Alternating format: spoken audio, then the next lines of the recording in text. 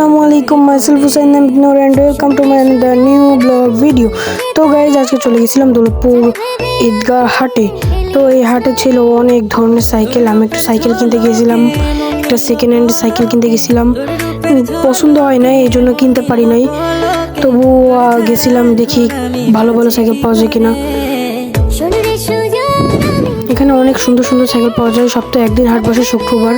তারপরে ওইখানে আমি সাইকেল পাই নাই বলে এসে চলে আসছি রেস্টুরেন্টে। এসে কিছু খাওয়া দাওয়া করলাম এবং আপনাদের দেখাচ্ছি কত সুন্দর রেস্টুরেন্ট। অনেক ডেকোরেশন, অনেক সুন্দর করে ডেকোরেশন করেছে রেস্টুরেন্টটি। আমার কাছে অনেক ভালো লেগেছে। এরপরে আমরা দেখলাম মেনু কার্ডে, দেখি কি খাওয়া যায়। তো ভাবলাম, আব্বুর সঙ্গে কথা বললাম যে এটা পিৎজা নিব। তো মিডিয়াম সাইজের একটি পিৎজা নিলাম, বিফ অ্যান্ড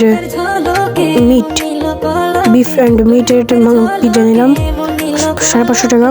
এবং আব্বু আর আমি এখন বসে আছি পিৎজার জন্য। এই দেখুন পিৎজা কতটা জুসি এবং দেখতে কতটা সুন্দর লাগছে, চিজে পুরো ভরপুর ছিল।